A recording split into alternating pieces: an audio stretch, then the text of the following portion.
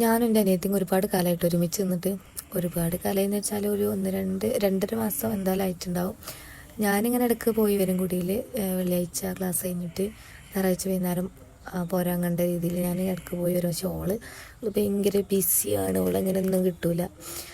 അപ്പം എന്തായാലും ഇന്നോള് വന്നപ്പം ഞങ്ങളെന്തായാലും ഒന്ന് കുട്ടികളെയൊക്കെ കൊണ്ടൊന്ന് പുറത്തൊക്കെ പോകാമെന്ന് വെച്ചിട്ട് ഞങ്ങൾ ഇറങ്ങിയതാണ് കേട്ടോ. പിന്നെ ആൺതുണ ഇതായതുകൊണ്ട് തന്നെ ഞങ്ങൾ ദൂരം വിട്ടൊന്നും പോകണില്ല. ഇവിടെ അടുത്ത് തന്നെ ഉണ്ട്, വണ്ടൂരിൻ്റെ ഒരു പാർക്കുണ്ട്. അപ്പോൾ അവിടെ പോയി രാത്രി ഫുഡൊക്കെ കഴിച്ച് പോരാന്നുള്ള പ്ലാനിങ്ങിൽ പോകുന്നതാണ് കേട്ടോ.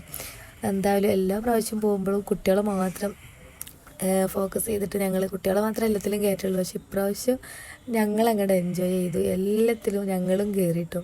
ചെറിയൊരു വലിയ രീതിയിലൊന്നും അല്ലെങ്കിലും ചെറിയ യന്ത്രം ചെറിയ തോണിയൊക്കെ ഉണ്ടായിരുന്നു. തോണി എന്താ ചെറുതാണെന്ന് പറഞ്ഞിട്ട് കാര്യമില്ല, സംഭവം സീനേന് കേട്ടോ. ഞങ്ങൾക്ക് പേടിച്ചാൽ അതൊക്കെ മതിയല്ലോ. യന്ത്രം ഒരു പ്രശ്നം ഉണ്ടായില്ല, വെറുതെ ഇങ്ങനെ ഒരു മറ്റേ ഗൂസ്ബംസോ ഒരു സാധനം ഉണ്ടായില്ല, വെറുതെ ഇങ്ങനെ കറങ്ങിക്കൊണ്ടിരിക്കേന് കേട്ടോ. പക്ഷെ തോണി അങ്ങനെ നല്ല തോണി ഞങ്ങളെ പിടുത്തം വിട്ടിട്ടോ.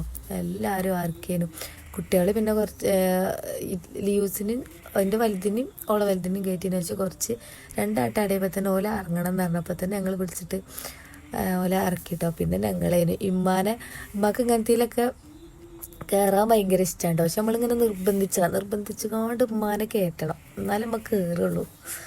അപ്പം എന്താ അങ്ങനെ ഉമ്മാനെയും കയറ്റി.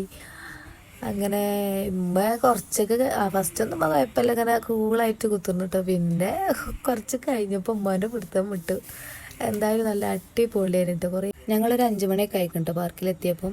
ലാസ്റ്റ് രാത്രി പിന്നെ ഞങ്ങൾ മാത്രമായിട്ട് അവിടെ ഒരു 8 മണി 8:30 ആയപ്പോൾ ഞങ്ങൾ എല്ലാം കഴിഞ്ഞ് ഇറങ്ങി. രാത്രി അവിടെ നിന്ന് തന്നെ ഫുഡൊക്കെ കഴിച്ച് കണ്ട് ഞങ്ങൾ വീട്ടിലേക്ക് പോന്നു.